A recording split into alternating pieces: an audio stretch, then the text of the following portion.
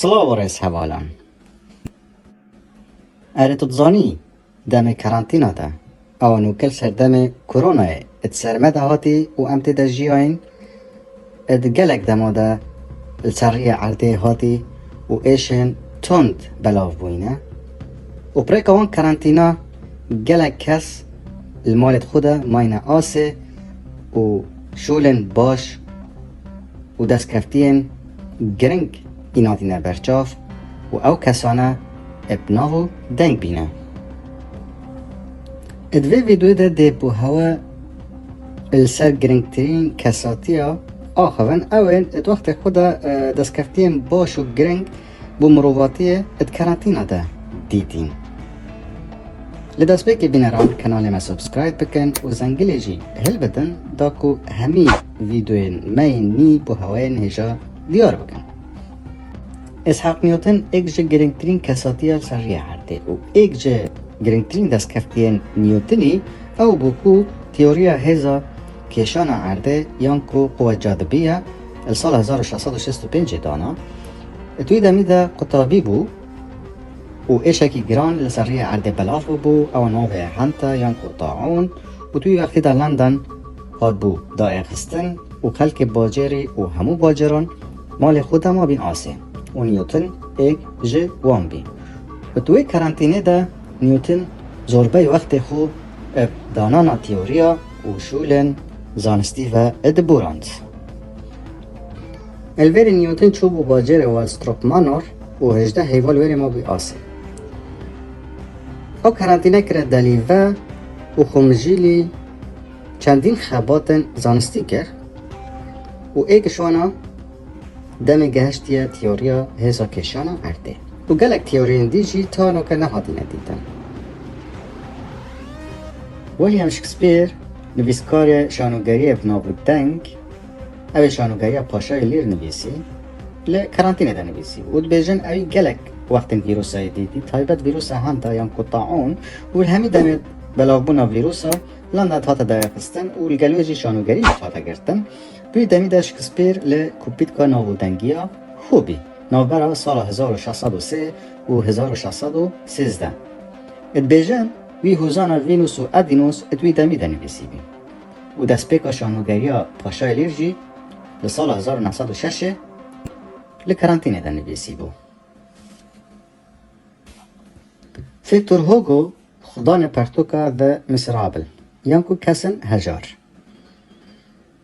Ev pertûke nivîskarê Fransî li sala 1851 nivîsî bî û li ser demê Napolyonî bû û Victor jî ji baradoxê Fransa nerazî bû û rexnegirê Napolyonî bû. Hat bû tawanbankirin û nefîkirin li Belçîka û paşî birin girava Chelsea li kenalê deryayê li Ingiltere. Nêzîkî 20 sala ji welatê xwe dîr ma, çendîn hûzan û çêrok nivîsî û ew pertûka me behs lê kirî li destpêkê ewa paşî piştî hingê bû şanûgeriyekî mezin û nav û deng li karantîna xwe de li gerava Jersey nivîsî bû. Frida Kahlo ev hunermenda û wêneçêkira Meksîkî li zarokiya xwe de li jiyê şeşê şelela zaroka girtibû û bû mavekî dirêj di mal de mabî asê piştî çareseriya wê hate dîtin û piştî jiyê bî 12 sal û li demê Frida qutabî bû li rêdaneka trafîkî hestiyê pişta wê şikest û carek dî mal de ma asê. Mêjovan bêjin elverê wextê xwe bi çêkirina wê nabe bir û berew hunerî veçû û gelek wênên wê ê wî demî eb nav û deng bîn. Edward Munch xudanê wênê eb nav û deng iskirîn yan ku qêrkirin. Li sala 1893 çêkir bû û li demekî dî de Edward bi vîrusa înfluenza Spanî nexweş bibû li sala 1918 û di wî demî de ew li karantînekî dirêj de bû. Wênek bi navê Self Portrait li ser xwe çêkir bû têda baradoxê nexweşiya leşê xwe da bî nîşandan. Munch ji wê êşê qurtar bû lê piştî 25 salên dî giyanê xwe ji dest da. Simone de Beauvoir اف جنه هوزانبان بو لدم نازیا پاریس دا گیر گری هاریکاریا چکدار مرخودانا فرانسید کرد بنویسینا پرتوکن ادبی و هوزانا بو نمونه د یوزلس و وای تو بی مانت در سال 1945 بو شانوگری جی و تیدا بحث نازیا و حکم وان یه فاشیست کرد. سلفت الروزا لسال 1656 ویروس هنتا لناپولی بربلاف بو و خاطر دایق هستن. کره سلفادور 2 ساله ده اجبر و ویروسه مر گلک خنباره کره خوابی و اجبروی جی وینک ابناو هومن فریتت چیگر اتوی وینه ده دا دیار کرن زاروکه که بچیک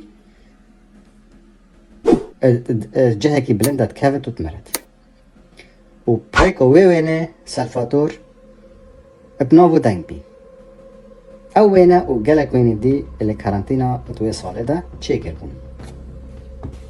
جیوانی بوکاچیو خدان چروک ابناو دنگ د کامرون لسال 1348 بابی و جنبابی لفلورنس پانتا امرن و ویروس بو ماه که دیش ما بود نافوانده و اوجی ما بو لکارانتینه ده و گلک شولن هنری نویسی بون و او پرتوکا ما بحث لگری بحث تحکنجات کت جبر طاعون راوی بون و ده هفتیا دکنده که ده مابینه آسه اف چیروکا و گلک تشتندین هنری لوی کرانتینه ده نویسی بون. الویره بینران ام هاتن دماهی ویدیو خویا افو هیوید کن ما مفاق گهاند بتا هوا و بمینن بخیر.